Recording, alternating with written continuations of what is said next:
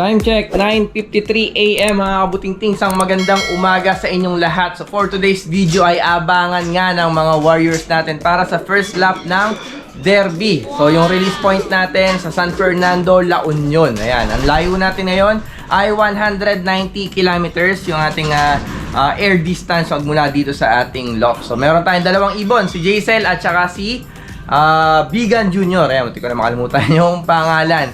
So as of the moment, tingnan natin kung ano yung speedan natin ngayon. So nasa 1-1 pa tayo. Ayan o, lagyan natin sa screen yung ano natin, forecast natin. So hanggang 9:59 ay pwede pang pumalo ng 1-1 yung speed ng ibon natin. So ngayon 9:53 na, meron pa tayong 6 minutes, no? So hindi kagad ako nag-abang dahil nga Derby na, malayo na yon. So expect natin na hindi papalo ng mga 1-4 yung speedan ng ibon. Sobrang bilis naman nun, no? Dahil nga 190 kilometers na. Ayan, pero anytime ay pwede nang may umuwi sa mga Warriors na kasali sa karera dahil nga nasa 1-1 na yung speedan natin. Ganun yung karaniwan. Ang pinakamabilis siguro 1-2, no? 1-2 pababa. Meron nang uuwi niyan galing ng Derby. So ang weather forecast natin, hindi naman ganun kadilim, hindi rin ganun kaaraw. So, sakto lang yun, may dumadaan, dami. O, ronda lang yun. Yan, so abang-abang tayo. Hindi naman madilim talaga, although hindi rin masyadong maliwanag. Huwag na lang sana ang umulan, no? Para hindi mahirapan yung mga Warriors na pauwi ngayong araw, o ngayong oras na to, no? So na-release 7 na yata, na-release siguro. Ay, nahulog na yung pang tulak natin. Baka hindi masyadong maliwanag or medyo may kadiliman ng konti siguro dun sa release point, kaya alas 7 na, 7:06 na i-release eh. Ayan, kadalasan kasi dapat mga 6 or 6:30. Pero kung madilim nga, ayan, mga 7 na talaga nare-release. So yun, abangan natin yung dalawang ibon natin. Sana makapagpaklak tayo, no? Sana this time, magkaroon tayo ng dudulo, no? Hanggang sa dulo ng karera. At makachamba sana tayo ng complete clacking. So ayan, abangan natin si Jaisel at Bigan Jr. Time check, 10:19 na ng umaga mga kabutingting. Nasa 1,000 pababa na lang yung speedan natin. Wala pa yung dalawang Warriors natin. At ang masaklap dyan, dumidilim na lalo yung kalangitan. Oh no! Ayan o, dumidilim na. So palagay ko nadaan sa lugar na umuulan yung mga Warriors. Kaya hanggang ngayon wala pa. Silipin nga natin dun. Ako, medyo madilim nga sa bandang norte. Norte kasi yung karera natin ngayon. San Fernando, La Union. First lap, no? Pero may mga nakapagpauwi naman na sa Apalit dito sa amin at sa ibang mga lugar pa. Yun nga lang, hindi tayo kasama sa mga nakapagpauwi na dahil wala pa yung mga ibon natin hanggang ngayon. So sana hindi tayo mabetlog, first lap pa lang ng Derby. So sana umuwi na yung mga ibon natin anytime soon, kahit na hindi na ganun kabilis, basta wag lang abutan ng cut-off, no? Para live pa rin yung mga ibon natin. So abangan natin, let's hope and pray na hindi sila abutan ng cut-off. Time check mga kabutingting, 11:31. Meron na tayo isang ibon sa wakas. Buzzer beater pa ito. Isa na to. Malapit na cut-off natin. Pang-cut-off na to. Uy boy, pasok ko na. Bago pa tayo maka-top. Pasok na. Si Jaisel na nakauwi. Nahirapan si Bigan Jr. Sumunod na yata sa tatay niya si Bigan. O sige, inom ka muna. O yan, kaklak ko muna to para makahabol. Time check, 11:55 na. So, cut off na mga kabutingting. Wala na, no? Inabutan na ng cut off yung isang ibon natin. Hanggang ngayon, wala pa si Bigan Jr. So, sana pamaya-maya makauwi pa si Bigan Jr., no? Para mailong pa natin siya sa susunod. Kagulo na yung mga ibon natin, nagugutom na. Pagpakainin ko na rin to pamaya-maya. Pinagpapahinga ko lang itong si Jaisel.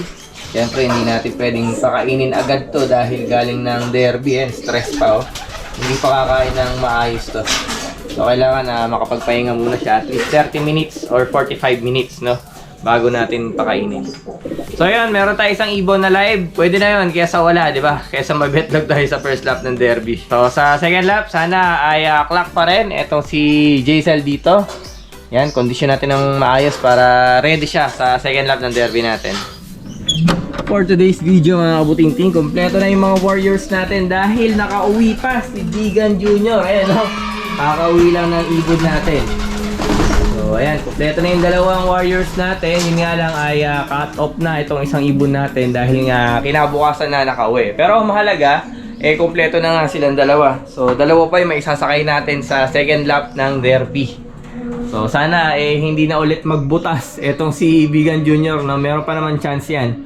So baka i-entry natin siya sa 4th and 5th lap, no, sa final lap ng karera kapag umabot yung ibon natin. Samantala, ito si Jaisel, buzzer beater na ibon natin, ayan, live pa rin, 721 yung speed, no, pumasok pa rin sa limit ng cut-off natin. So sana sa next lap mas bumilis pa at sana wala na tayong cut-off na ibon sa second lap ng derby, no. O yan, kumpleto na sila.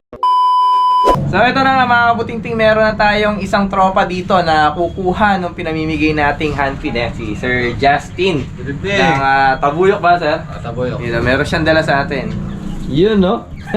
Pinagdala natin 1 kilong patoka, pero doon nangihingi niyan, ha? Kung sa loob niyang dinala dito yan, no? Para sa hinihingi niya o yung binibigay nating hand feed. So meron tayong dalawang pinamimigay. Isa dito, sir. Yan, yung mga magulang nun ay isang Misty split opa at isang green new wing opa hen, no? Pero yung anak nila ay hindi Misty. Yan. So bali ano yun? Oh, hindi siya visual. Split opa cock. Meron din tayo dito, anak ng back to back split pale follow naman, sir. So bali blue opa hen split pale at isang bios split opa split pale. So ayan, mamili ka kung alin ang trip mong alagaan, no? Mimili pa yung mga pagbibigyan natin kung alin ang gusto niya. Ay, napakaswerte talaga. Ako na tayong unang-una, sir. Okay, ikaw unang-una, sir. Iba, hindi natutuloy kasi maulan eh. Oo, ako talagang pinagsimagapan ko dahil gusto kong magkaroon ng ibon mo, sir. Ayun, salamat. Idolo. No, sige, sir, pili ka na kung alin ang trip mo sa dalawang breeder natin. Ano kaya, sir? Project Opa Pale. Ayun na lang mo, papel. Dito na lang tayo. Para may Sige, trip. kahit saan pwede. No, kasi si Sir yung nauna. So, bali ang available na lang natin yan is yung anak ng mga Misty natin doon. So, dito meron tayong dalawang inakay. Yung isa nga is yung free hand feed natin. So, kukunin ko muna yung hand feed natin dito. So, bali, ito nga yung inakay na ibibigay natin kay Sir Justin. Ito yung napili niya. So, anak ng back-to-back split pale follow. So, can be opa, possible split pale yung inakay natin. Pero, parang hindi siya visual opa.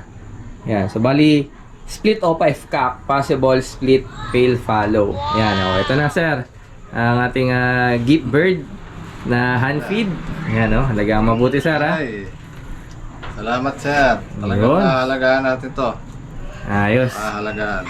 Thank you.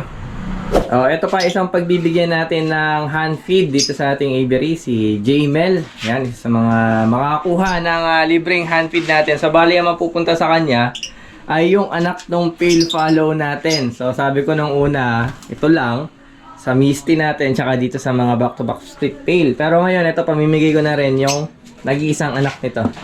So isa na lang yung anak. Ito mga Opa Pale breeder natin. Ayun, malaki na rin, no? So sa kanya mapupunta itong ibon na to, yan, no?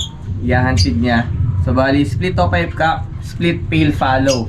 Itong inakay na to. Yan, kunin muna natin. So bali green series yung bibigyan natin kay J-Mel. Ayan, libreng hand feed galing dito sa Daddy Butingting's Mini Aviary. So ayun na nga, nakuha na yung dalawang inakay na pinamimigay natin, no? Isa dito sa Sure Split Pale na inakay na binigay natin kay J-Mel, at dito kay Sir Justin yung possible split pale follow. So meron pa tayo isang natitirang pinamimigay na hand feed. Sa mga gustong humabol, ito pa yung available natin. So isa na lang to, ayan, malaki na. So mag-una na kayong mag-pick up dito sa ating mini aviary. Bago pa makuha ng iba to, ayan, ganda ng kulay. DF Bio, split o pipe cup. Yan, pang hand feed. Galing to sa Daddy Butingting's Mini Aviary. Pick upin nyo na, baka pick upin pa ng iba.